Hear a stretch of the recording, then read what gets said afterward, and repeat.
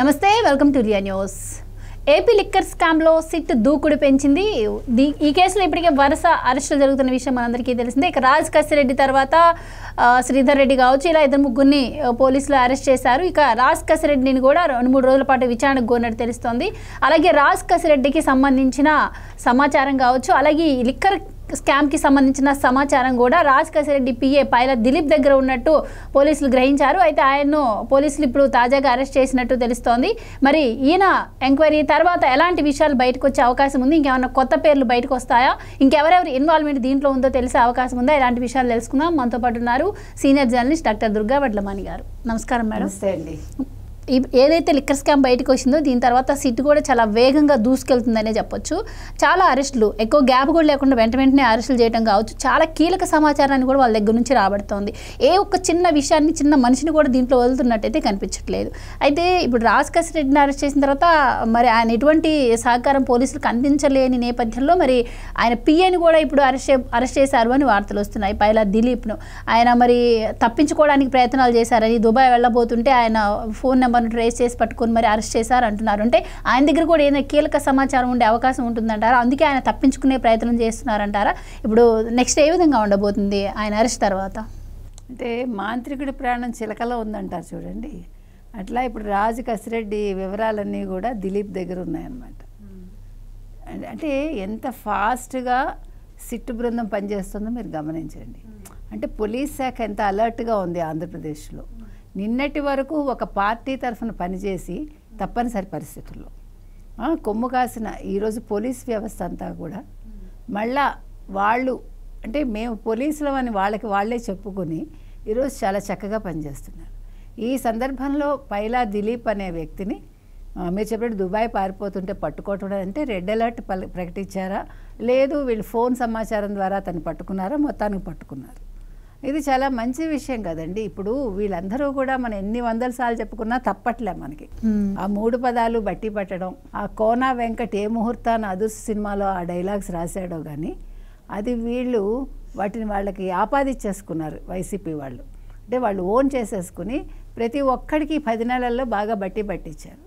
అంటే నువ్వు మొత్తం అన్నీ మర్చిపోయి 3 పదాలు తప్ప. కానీ ఇప్పుడు పోలీసులు చేయాల్సిన పని ఏంటంటే 3 పదాలే మాట్లాడుతూ ఉంటే, మీరు ఇందాక మంచి మాట అన్నారు, ఎక్కడ ఏ చిన్న లూప్ హోల్ని వీళ్ళు వదలట్లే పోలీసులు.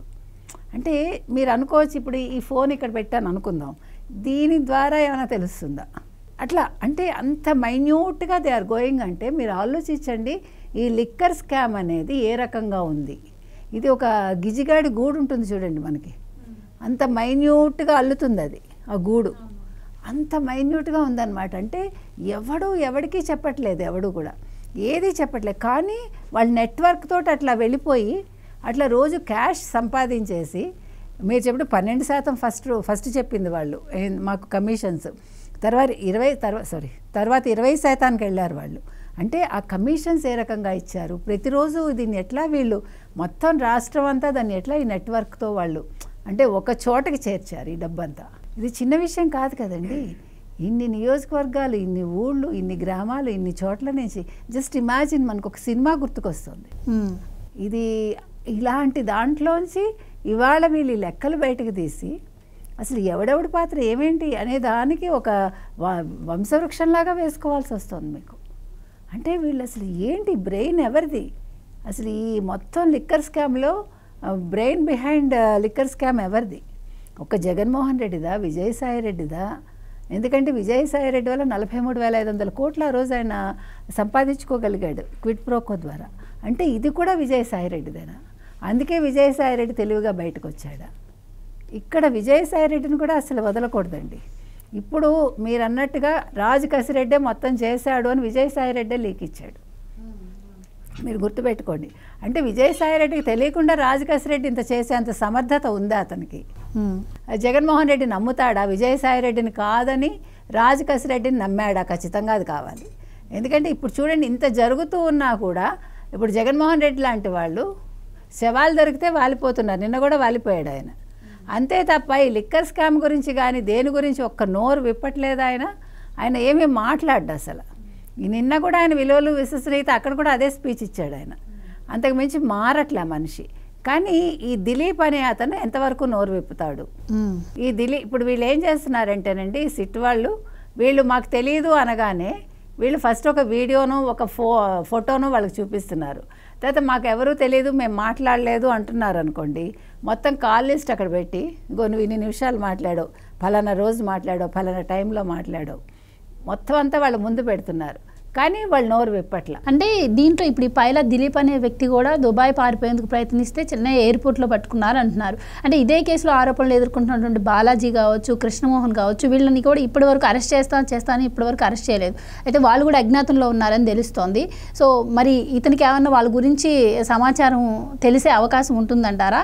సో ఇతని తర్వాత వాళ్ళిద్దరిని కూడా ట్రేస్ చేయగలిగే ఛాన్స్ ఏమైనా ఉంటుందంటారా? ఖచ్చితంగా ఉంటుంది. ఎందుకంటే ఇప్పుడు ఎప్పుడు కూడా ఎట్లా ఉంటుందంటే అండి, చెడ్డ పనులు చేసేవాళ్ళు నలుగురు కలిసికట్టుగా చేస్తారు, మంచి పని చేసేవాడు ఎప్పుడు ఒకడే చేస్తాడు. గమనించండి మీరు. సో వీళ్ళు ఒకరితో ఒకళ్ళు చెప్పుకుని, అంటే మనం దాంకుని ఉండొచ్చు. ఇతను దుబాయ్ పారిపోతున్నాడు కాబట్టి చెన్నై ఎయిర్పోర్ట్లో ఇతను పట్టుకున్నారు. కాబట్టి దిలీప్ అన్న వాడిని విచారిస్తే వీళ్ళిద్దరు, ఈ బాలాజీ కావచ్చు, కృష్ణమోహన్ కావచ్చు, ఎక్కడున్నారో మనకు బయటకు వచ్చేస్తుంది. అంటే మీరు అనొచ్చు, అంత ఈజీగా రాదు అది. మళ్ళీ ఆయన ఫోన్ వెతికారనుకోండి, దిలీప్ ఫోన్ దొరికితే దిలీప్ ఫోన్ ద్వారా ఆధారాలు దొరుకుతాయి కదా. ఇప్పుడు మీకు ఏదైనా కూడా ట్రేస్ అవుట్ చేయడం చాలా తేలిక, అది పెద్ద కష్టం కాదు. కాకపోతే వాళ్ళు అక్కడ ఉండాలి. ఈలోగా వాళ్ళు అక్కడి నుంచి తప్పించుకున్నారనుకోండి, ఎందుకంటే ఇప్పుడు వీళ్ళకి సమాచారాలు ఇచ్చే వాళ్ళు ఉంటారు కదా ఎక్కడికక్కడ. అందుకని అంటే ఇది చాలా ఈజీగా అనిపిస్తుంది కానీ చాలా సంక్లిష్టం. అంటే ఇప్పుడు ఒక 10 రోజుల పాటు రాజ్ కసిరెడ్డిని సిఐడి అధికారులు ఎంక్వైరీకి కోరినట్టు తెలుస్తోంది. కానీ ఒక వారం రోజులకు మాత్రం కోర్టు పర్మిషన్ ఇచ్చింది అంటున్నారు. మరి ఈసారి విషయంలోనైనా ఆయన నిజాలు చెప్పే అవకాశం ఏమైనా ఉంటుందంటారా? అంటే నిజాలు చెప్పరండి, చెప్పించాలి. ఇప్పుడు ఏదైనా కూడా పద్ధతి ప్రకారం వెళ్తే రావు బయటికి. ఇప్పుడు పద్ధతి తప్పితేనే వస్తాయి కదా. అంటే మళ్ళీ మీరు అనొచ్చు, పద్ధతి తప్పడం అంటే మరి కొట్టాలండి అని. మరి అవసరమైతే కొట్టాలి కదండి, కొట్టాలి కదా. ఇప్పుడు పిల్లలనైనా కొడితేనే కదా నిజాలు చెప్తారు. ఇప్పుడు ఒక పిల్లాడు అబద్ధం చెప్తాడండి, మనం ఏం చేస్తాం, వాడిని దెబ్బ వేస్తాం మనం. అప్పుడు లేదమ్మా నేను చేశానమ్మా అని ఒప్పుకుంటాడు కదా. సో ఇక్కడ కూడా అంతే. ఇప్పుడు నిజం చెప్పించటానికి ఏ పద్ధతులు ఉంటాయో పోలీసుల దగ్గర అవన్నీ ప్రయోగించాలండి. వాళ్ళు చిన్నవాళ్ళ పెద్దవాళ్ళ కాదు. ఇప్పుడు నువ్వు ఆ పొజిషన్లో ఉన్న తప్పు చేసినప్పుడు ఇంకా పొజిషన్కి విలువే ఉంటుందండి. కాబట్టి రాజ్ కసిరెడ్డి అని కాదు, రేపొద్దున జగన్మోహన్ రెడ్డి వచ్చినా నిజం చెప్పించాలంటే ఎలా చెప్పించాలో అలా చెప్పించాలి. మరి రఘురామకృష్ణరాజు గారు తప్పు చేయకుండానే చెప్పించడానికి ప్రయత్నించారు కదా కొట్టడానికి. కాబట్టి ఏమీ తప్పు చేయని వాడిని మీరు కొట్టినప్పుడు తప్పు చేసిన వాడిని కొట్టడంలో తప్పు ఉండదని నా ఉద్దేశం. ఇప్పుడు ప్రజలైనా అదే కోరుకుంటున్నారు కదా. ఇప్పుడు ప్రజలకు కూడా విసిగెత్తిపోయి ఉన్నారు. ఏంటి ఇంకా ఈ జగన్మోహన్ రెడ్డి ఇలా తిరుగుతున్నారు, ఈయనేంటి ఇట్లా మాట్లాడుతున్నారు, ఈయన ఇన్ని తప్పులు చేశాడు, ఇంత 1,00,000 కోట్ల స్కామ్లో ఉన్నాడు, ఇంకా జైల్లో లేడేంటి, ప్రజలు ఇవి మాట్లాడుకుంటున్నారు. ఈయనేమో నన్నే ప్రజలు కావాలనుకుంటున్నారు, నేనే మళ్ళీ ముఖ్యమంత్రిని, ఈయన భ్రమల్లో ఈయన తిరుగుతున్నాడు. కాబట్టి ఈ భ్రమలన్నింటి ఒక తెర పడేసి ఈ కింద నుంచి పైకి వస్తున్నారు. కాబట్టి ఒక్కొక్కడిని వేసుకుంటూ లాస్ట్కి జగన్మోహన్ రెడ్డిని కూడా ఒక సెల్లో వేసేస్తే, రాజమండ్రి సెల్లో ప్రజలు హ్యాపీగా ఉంటారండి. అందుకని ఇవాళ ఆంధ్రప్రదేశ్ ప్రజలు ఎదురు చూస్తున్నది ఏంటంటే, ఈ లిక్కర్ స్కామ్కి ఒక ముగింపు పలకండి, అసలు సూత్రధారిని పట్టుకోండి అని అడుగుతున్నారు. Thank you so much. Please subscribe to Leo news for more videos.